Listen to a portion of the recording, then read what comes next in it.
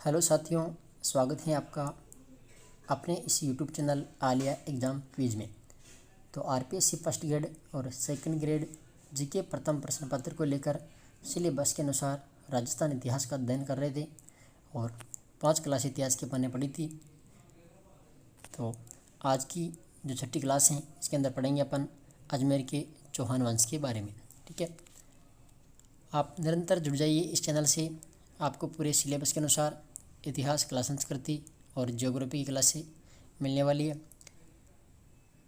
ठीक है, तो निरंतर अध्ययन के लिए आप चैनल को सब्सक्राइबर करके साथ में ही नोटिफिकेशन को ऑन जरूर कर लेना, ताकि आने वाली प्रत्येक वीडियो का नोटिफिकेशन आपको मिलता रहे। तो करते हैं शुरुआत। वादा करता हूँ आपसे कि इस क्लास से बाहर चौहान वंश को लेकर, जो अजमेर के चौहान हैं, तो इससे बाहर एक भी फैक्ट आपको नहीं मिलेगा। ठीक है, देखिए करते हैं शुरुआत अजमेर के चौहान वंश। देखिए अजमेर के चौहान वंश, सबसे पहले आता है नाम अजयराज का। ठीक है, जो अजयराज हैं इन्होंने अजमेर को बसाया था और इनका समय था 1113 से 1133 ईस्वी तक इन्होंने अजमेर पर शासन किया था। ठीक है, इन्होंने अजमेर नगर की स्थापना की थी 1113 ईस्वी में और निर्माण करवाया था अजयमेर दुर्ग, जो तारागढ़ दुर्ग के नाम से जाना जाता है। 1113 ईस्वी में इन्होंने इनका निर्माण करवाया था। इसको गढ़फिटली दुर्ग भी कहा जाता है। ठीक है, तारागढ़ दुर्ग को इसका निर्माण किसने करवाया था? अजमेरू अजयराज के द्वारा। और जो राजधानी बनाई थी इन्होंने अजमेर को ही राजधानी बनाई थी। और अजयराज ने सिक्के चलाए थे श्री अजय देव के नाम से। वहीं पर लक्ष्मी का चिन्ह अंकित था। अजय प्रिय धर्मस नामक सिक्के जो चांदी व तांबे के थे, तो इन्होंने ही चलाए थे। ठीक है, अजयराज ने। तो इनके समय को लेकर पूछ सकते हैं आपसे। इनका समय था 1113 से 1133 ईस्वी और अजमेर नगर की स्थापना की थी 1113 ईस्वी में। और अजमेर दुर्ग जो है तारागढ़, ये भी 1113 ईस्वी में ही बसाया था और राजधानी भी अजमेर को बसाई थी। ठीक है, आगे देखिए जो इनकी पत्नी है, इनका नाम मिलता है सोमलेखा या सोमलवती। तो इनकी पत्नी के नाम के सिक्के भी इन्होंने चलाए थे। देखिए जो सोमलवती हैं इतिहास की प्रथम रानी है जिसके नाम के सिक्के चले थे। ठीक है, तो ये इतिहास की पहली रानी कौन है? सोमलवती या सोमलेखा। ये शिवमतायु अनुयायी को मानते थे। और जो मालवा के शासक हैं नरवर्मन, तो ये परमार था, तो इन्होंने इनको पराजित किया था। ठीक है, मालवा के शासक नरवर्मन परमार को पराजित किया और अंतिम समय में ये पुष्कर चले गए थे और दिगंबर व श्वेतांबरों के बीच शास्त्रार्थ दंगल की देखता की। इसके बाद इनका जो पुत्र है वो आता है अर्णवराज, या फिर जिसको आनाजी कहते हैं। ठीक है, तो अजयराज के बारे में कि इन्होंने सिक्के चलाए थे, इनकी पत्नी के नाम से भी सिक्के चले थे। जो इतिहास की प्रथम रानी थी सोमलेखा या सोमलवती, तो इनके नाम के भी सिक्के चलाए गए थे। और मालवा के जो शासक थे नरवर्मन, तो इन्होंने पराजित किया था इसको और अंतिम समय में ये पुष्कर चले गए थे। आगे देखिए इनके पुत्र थे अर्णवराज। इसको उपाधि मिली थी महाराजाधिराज, परमेश्वर और परम भट्टारक की। ठीक है, इनका समय जो रहा था 1133 से 1155 ईस्वी और इन्होंने निर्माण करवाया था अजमेर में आना सागर झील का और वराह मंदिर का। ठीक है, तो प्रश्न बनता है कि आना सागर झील का निर्माण किसने करवाया था? तो अर्णवराज के द्वारा। और वराह मंदिर का निर्माण भी अर्णवराज के द्वारा ही करवाया गया था। मतभेद था अर्णवराज व चालुक्य राजा जयसिंह के मध्य। ये संघर्ष हुआ था 1134 ईस्वी में। ठीक है, और अर्णवराज का जो विवाह है वो हुआ था इनका कांचन देवी, जो जयसिंह की पुत्री थी, तो इनके साथ में इनका विवाह होता है। मालवा का जो शासक था यशोवर्मन, इसको ये पराजित करते हैं अर्णवराज। तो यहाँ से उपाधि को लेकर प्रश्न पूछते हैं, तो उपाधि महाराजाधिराज, परमेश्वर, परम भट्टारक की। ठीक है, और आना सागर झील अजमेर में और वराह मंदिर पुष्कर के अंदर इन्होंने इनका निर्माण करवाया था। और इनकी पत्नी कांचन देवी। आगे देखिए अर्णवराज चौहान के बारे में। इनके दरबारी जो विद्वान थे वह देवघोष व धर्मघोष हैं। कुमारपाल जो गुजरात के साथ इन्होंने संघर्ष किया था और यहाँ पर अर्णोराज पराजित हुए थे। तो यहाँ पर अर्णोराज पराजित होते हैं। ठीक है। इनके पुत्र थे जगदेव, विग्रहराज चतुर्थ, अपर गांगेय व सोमेश्वर। ठीक है, ये अर्णोराज के पुत्र थे। जगदेव ने अपने पिता अर्णोराज की यहाँ पर हत्या कर दी थी और ये जो जानकारी है ये मिलती है पृथ्वीराज विजय में। ठीक है, पृथ्वीराज विजय, तो ये जानकारी मिलती है यहाँ पर पृथ्वीराज विजय में कि जगदेव के द्वारा इनके पिता अर्णोराज की यहाँ पर हत्या की गई थी। इसके बाद में जो पुत्र हैं इसका जगदेव, ये शासक बनता है 1155 से 1163 में, और जगदेव को चौहान का पितरहंता भी कहा गया। ठीक है, अगला शासक बनता है जगदेव के बाद में तीसरा विग्रहराज चतुर्थ। ठीक है, इनका समय रहा था 1155 से 1163 ईस्वी। इनका जो अन्य नाम मिलता है वो मिलता है बिसलदेव। ठीक है, विग्रहराज चतुर्थ का अन्य नाम क्या है? बिसलदेव। इनको जो उपाधि मिली थी कवि बांधव, जो जयानक के द्वारा मिली थी, और कटी बंधु। तो ये दो उपाधियाँ थी, कवि बांधव और कटी बंधु की। इनका जो काल है वह चौहानों का स्वर्ण काल माना गया, ये दशरथ शर्मा ने कहा था। और कलम कटार कला का काल भी ये माना जाता है। राजधानी बनाया था इन्होंने दिल्ली को, विग्रहराज चतुर्थ ने राजधानी बनाया दिल्ली को। इनके जो दरबारी कवि थे वह एक तो था सोमदेव, जिन्होंने ललित विग्रहराज ग्रंथ रचा था, और दूसरा नरपति नाल है जो बिसलदेव रासो की रचना करते हैं, जिनके अंदर 104 खंडों में ये विभक्त हैं बिसलदेव रासो। तो यहाँ से महत्वपूर्ण आपको दरबारी कवि पूछ सकते हैं, उपाधि पूछ सकते हैं। इनका अन्य नाम अभी सेकंड ग्रेड के पेपर में पूछा था बिसलदेव के बारे में। ठीक है, तो ये विग्रहराज चतुर्थ का है अन्य नाम था बिसलदेव। उपाधि कवि बांधव जयानक के द्वारा और कटिबंधु की। चौहान का स्वर्ण काल कहा गया इसके काल को दशरथ शर्मा के द्वारा, और राजधानी बनाया दिल्ली को। दरबारी कवि सोमदेव और नरपति नाल है। ठीक है, तो सभी फैक्ट महत्वपूर्ण हैं, आप साथ के साथ नोट्स बनाते रहिए। ठीक है, आगे देखिए। विग्रहराज चतुर्थ ने गुजरात के कुमारपाल को यहाँ पर पराजित किया था। ठीक है, और इसके बाद में देखिए विग्रहराज चतुर्थ ने कन्नौज के विजय सिंह को भी पराजित किया था, और इन्होंने दिल्ली के तोमर को भी पराजित कर ये दिल्ली पर अधिकार किया था। कीलहोर्न ने विग्रहराज चतुर्थ की तुलना कालिदास व भवभूति विद्वान से की है। गजनी शासक अमीर खुसरो को भी इन्होंने पराजित किया था। ठीक है, तो इन्होंने एक तो गुजरात के कुमारपाल को पराजित किया, कन्नौज के विजय सिंह को पराजित किया, दिल्ली के तोमर को इन्होंने पराजित किया, और गजनी का जो शासक था अमीर खुसरो शाह, ठीक है, तो इसको भी ये पराजित करते हैं। कीलहोर्न ने विग्रहराज चतुर्थ की तुलना कालिदास व भवभूति विद्वान से की है। आगे देखिए इनके बारे में। इन्होंने निर्माण करवाया था संस्कृत कंठाभरण पाठशाला का अजमेर के अंदर। इसको कुतुबुद्दीन ऐबक ने तोड़ दिया था, और इसको अढ़ाई दिन के झोंपड़े, यहाँ पर अढ़ाई दिन का झोंपड़ा का निर्माण करवाया था। ठीक है, जो संस्कृत पाठशाला थी तो इसको तोड़वा करके अढ़ाई दिन का झोंपड़ा में परिवर्तन कर दिया था इसको। जो अढ़ाई दिन का झोंपड़ा है ये राजस्थान की प्रथम मस्जिद मानी जाती है, और इसका जो उर्स है पंजाब शाह का लगता है यहाँ पर उर्स। अन्य नाम मिलता है इसका 16 खंभों का महल। ठीक है, टोंक जिले में बिशलपुर कस्बा एवं बिशलपुर बांध का भी निर्माण विग्रहराज चतुर्थ के द्वारा ही करवाया गया था। तो सभी इफेक्ट हैं, महत्वपूर्ण हैं। ठीक है, आगे देखिए।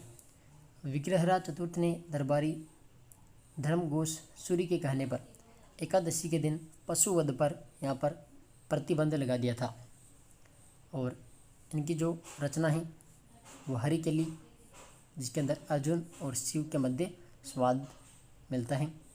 ठीक है, तो हरिकेली रचना किसकी है? विग्रहराज चतुर्थ की। विग्रहराज चतुर्थ के बाद में शासक बनता है अपर गांगेय। ठीक है, और अपर गांगेय की हत्या पृथ्वीराज द्वितीय ने की थी, वह स्वयं शासक बनता है।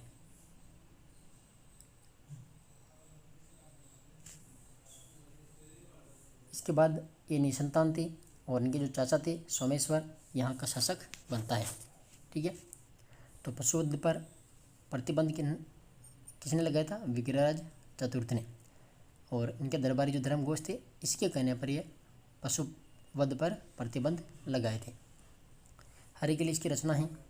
ठीक है, आगे देखिए, अगला शासक बनता है सोमेश्वर चौहान, जिसको उपाधि मिली थी प्रताप लंकेश्वर की, और इनका समय माना जाता है 1169 से 77 ईस्वी।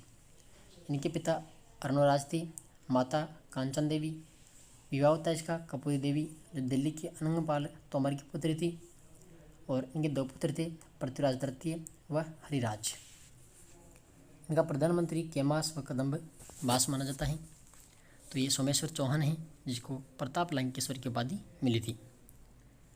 विवाह इसका कपूर देवी से हुआ था। ठीक है, जो दिल्ली के अनंगपाल तोमर की पुत्री थी। इसके बाद देखिए, अगला शासक बनता है फिर पृथ्वीराज तृतीय।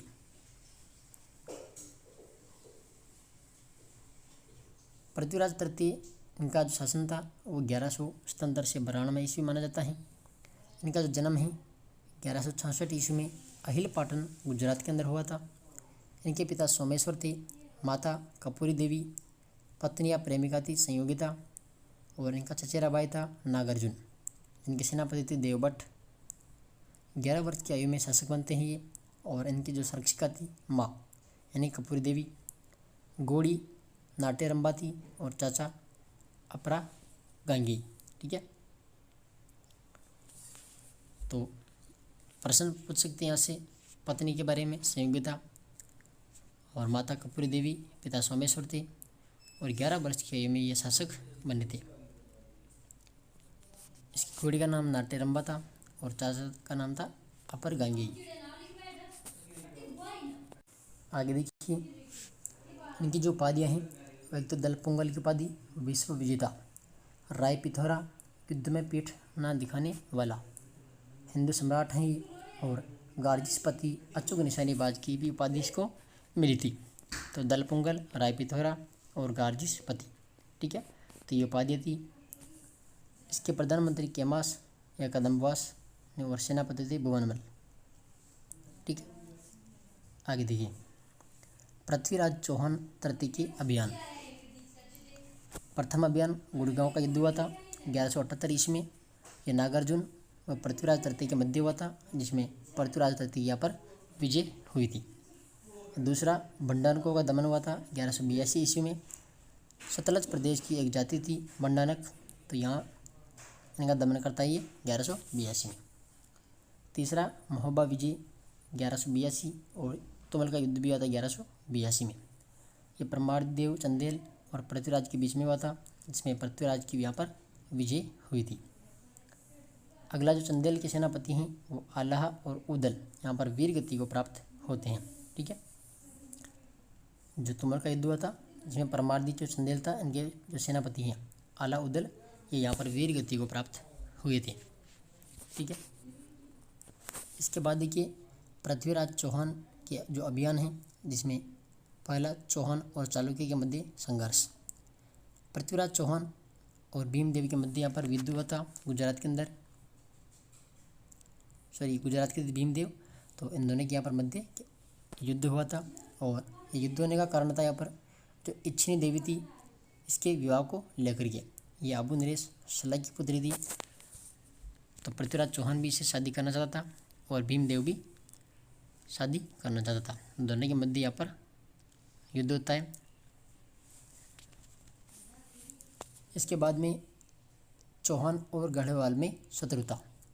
तो पृथ्वीराज चौहान और जयचंद्र गढ़वाल दोनों के मध्य युद्ध होता है, और यहाँ पर जो जयचंद्र गढ़वाल की पुत्री है संयोगिता, तो संयोगिता से ये क्या करता है, विवाह कर लेता है।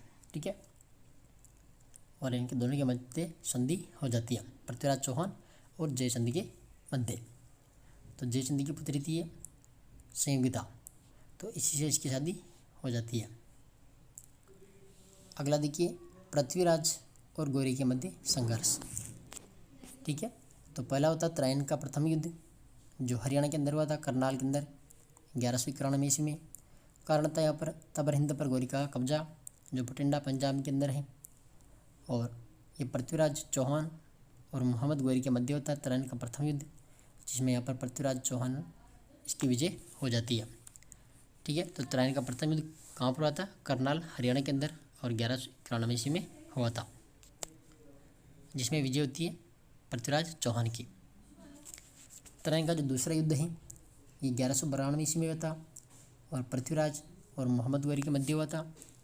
ठीक है, पृथ्वीराज तृतीय, जिसमें यहाँ पर जो गौरी थी इसकी विजय हो जाती है।